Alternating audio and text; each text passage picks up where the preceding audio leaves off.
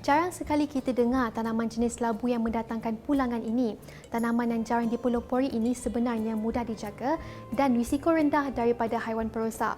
Labu mudah ditanam dan tidak memerlukan penjagaan rapi sekaligus menjadikan ia sesuai bagi mereka yang baru mencuburi bidang pertanian. Daripada hasil tanaman, maka terjadilah produk tani yang berkualiti tinggi.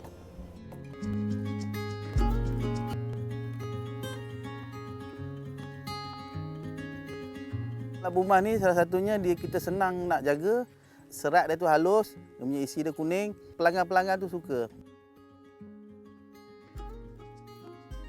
Tak semua orang suka makan. Kita olah untuk menjadi kerepek sebagai makanan kegemaran.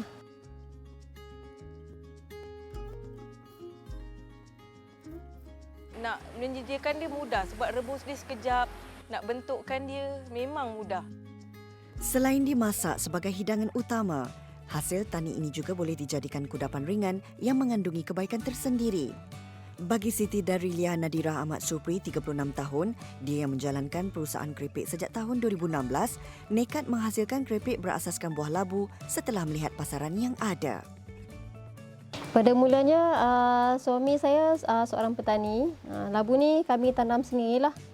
Kemudian pada hujung tahun 2016, masa tu labu jatuh harga. Jadi kami terpaksa cari inisiatif lain untuk dapatkan kos modal yang kami buat tu. Jadi terfikir idea lah nak buat keripik labu. Bermula dengan mempromosikan produknya melalui mulut ke mulut kepada rakan-rakan dan penduduk kampung, kini keripik labu semakin mendapat sambutan ramai. Bahan-bahan untuk buat keripik labu ni tak banyak pun. Kami cuma perlukan labu, minyak masak dan kami ada buat keripik labu berperisa. Jadi kami perlukan sebut-sebut perisa itulah untuk buat keripik labu. Mula-mula kami potong labu tu kepada beberapa bahagian. Kemudian kami buang biji kat dalam tu. Kemudian kami buang kulit untuk dapatkan labu yang lebih bersih lah kan. Labu yang sudah dibuang kulit dan bijinya akan dibasuh bersih bagi membuang segala kekotoran.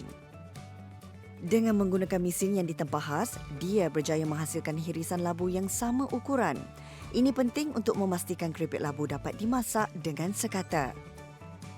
Setelah minyak panas, hirisan labu tersebut akan digoreng beberapa minit sehingga berwarna perang keemasan.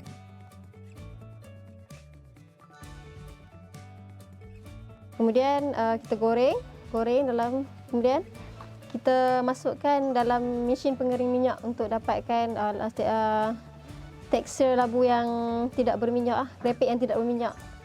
Dan akhir sekali kita pack dalam botol dan juga paket.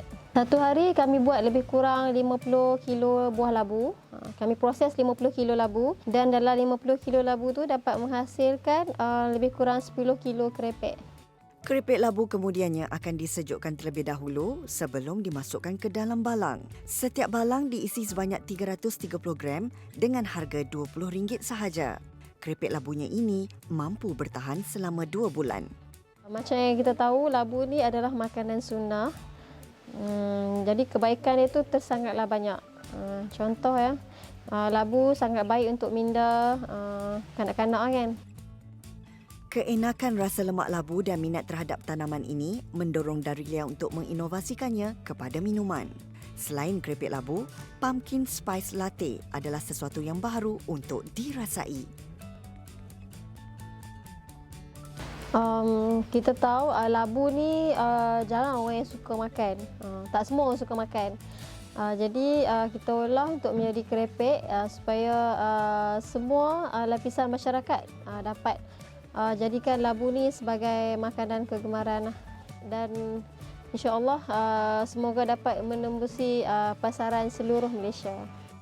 Labu antara tumbuhan yang mudah ditanam tanpa memerlukan pengawasan rapi, namun masih perlu disemai dengan betul bagi pengeluaran yang berkualiti. Dengan memiliki serat yang tinggi, ia dapat membantu mencegah daripada masalah sembelit dan sistem pencernaan yang lain. Menyedari kebaikan dan kegunaan labu, Muhammad Hazani Aziz, 37 tahun, mengusahakan ladang labu seluas 2 ekar di Titi Gantung Perak. Saya tanam labu manis ni secara selingan dengan jagung. Saya tanam jagung, lepas tu saya seling dengan labu. Ini maknanya labu ni selingan lepas pada jagung lah. Besaran dia 2 hektar 1 lot. Jenis labu yang saya tanam ni jenis labu mas. Labu ni mendapat permintaan tinggi dekat pasaran. Dia punya harga memang tinggilah. Proses penanaman labu begitu mudah, tidak memerlukan air yang banyak dan risiko diserang haiwan perosak adalah rendah. Selepas labu mencapai usia 30 hari, tanaman ini tidak lagi memerlukan penjagaan rapi. Sebab labu mas ni salah satunya kita senang nak jaga. Satu lagi dia punya struktur buah tu sama. Dia punya sekata, dia punya daripada segi isi dia tu, dia serat dia tu halus, dia punya isi dia kuning.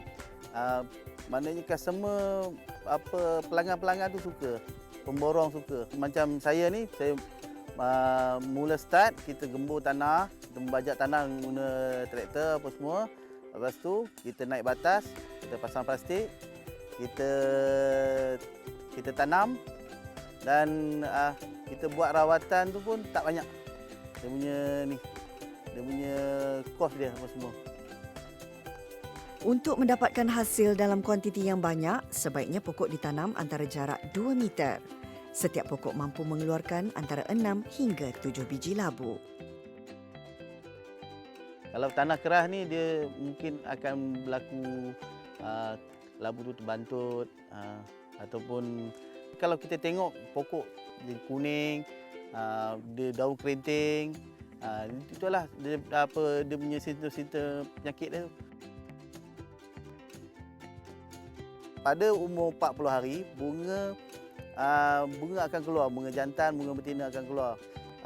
Kita akan buat kahwin bunga lah antara bunga jantan dengan bunga betina. Pendebungaan perlu dilakukan ketika bunga betina dan bunga jantan sedang mekar.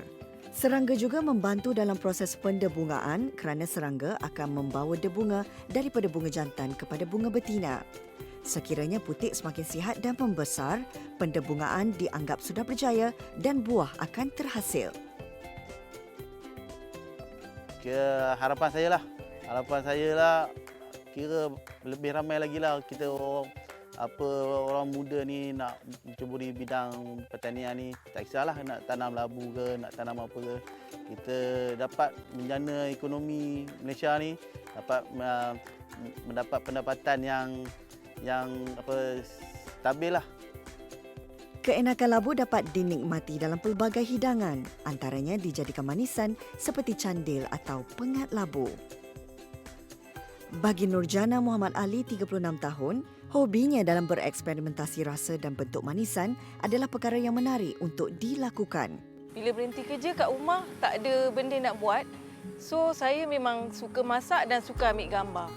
Hari ini saya nak buat 2 jenis dessert daripada labu. Resipi pertama, pengat candil labu. Kedua, onde-onde labu. Resipi ini digunakan satu resipi je tapi boleh dapat 2 jenis menu. Bahan-bahan yang diperlukan adalah labu, tepung pulut, garam, gula, sedikit air dan santan, kelapa parut, gula Melaka dan sedikit pewarna. Labu selalu kita gunakan labu kuning lah. Boleh dapat kat mana-mana, memang ada jual. Cara nak buat dia lagi mudah. Kita rebus dulu labu tu sampai lembut. Lepas tu kita lenyek-lenyekkan, campur dengan tepung, kepal-kepal. Baru kita bentukkan jadi candil labu. Kemudian tambahkan garam dan sedikit berwarna kuning untuk menaikkan lagi warna candil labu. Tepung pulut dimasukkan sedikit demi sedikit bagi mendapatkan tekstur yang diinginkan. Okey, masa uli tu dia punya tips. Kalau nak labu candil tu sedap, masa uli tu tak boleh terlalu keras dan tak terlalu lembik. Bila terlalu lembik, kita tak boleh buat bentuk labu tu. Kalau terlalu keras, bila dah masak nanti kita makan dia akan jadi liat. Cara nak buat bentuk labu tu senang je. Bila kita dah uli dengan tepung pulut, kita kepal-kepalkan, bulat-bulatkan. Lepas tu bila dia dah bulat tu, kita ambil pencongkil gigi, kita tekankan dekat keliling labu tu. Baru dia jadi bentuk labu. Lepas tu dia punya tangkai tu, kita bancuhkan sikit tepung pulut, letak warna hijau. Tekan sikit tengah labu tu, kita letakkan tangkai. Penghasilan bentuk manisan ini nampak mudah namun memerlukan beberapa percubaan untuk mendapatkan bentuk yang sempurna. Setelah siap dibentuk, candil akan direbus selama beberapa minit. Sekiranya sudah terapung, bermakna candil sudah sedia untuk diangkat. Kelainan dia, kalau saya selalu tengok Google kan, tengok orang masak pengat labu ni, dia akan buat labu tu dia akan potong-potong je, dia campur dengan kuah santan. Tapi saya lain, saya buatkan dalam bentuk labu. So saya campurkan tepung pulut untuk bentukkan dia jadi labu. Selain candil atau pengat labu, kuih onde-onde berasaskan labu ini pasti menjadi kegemaran ramai. Bahan-bahan dan cara pembuatannya sama seperti candil labu. Namun bentuknya sedikit besar kerana onde-onde perlu diletakkan inti gula melaka di dalamnya. Dough yang diuli bulat hendaklah sedikit tebal supaya terbentuk cantik sewaktu direbus. Kenapa saya suka gunakan labu? Sebab satu, dia senang dapat kat mana-mana dia jual. Lepas tu, dia nak menyediakan dia mudah sebab rebus dia sekejap. Lepas tu bila dah lembut, kita nak lenyit-lenyitkan senang, nak campur tepung, nak bentukkan dia memang mudah. Okey, lepas saya masak selalu saya akan tengok hasil dia, saya akan letak dalam mangkuk. Mangkuk yang cantik. Lepas tu saya akan susun sampai saya puas hati, saya ambil gambar. Dah puas, bila dah ambil gambar, dah siap, terhidang atas meja. Bila makan ramai-ramai, tengok bila orang bertambah, orang puji-puji, puji masakan saya. Masa tu saya memang rasa happy sangat. Labu bukan sahaja sedap tetapi penjagaan dan penanamannya yang mudah dapat memberi pulangan yang memberangsangkan. Keripik labu dan pelbagai manisan yang dihasilkan memberi rasa yang enak dan boleh dijadikan sajian seisi keluarga. Pada masa kini, bercucuk tanam antara aktiviti terbaik untuk dilakukan sekaligus meningkatkan keupayaan dan kemahiran diri.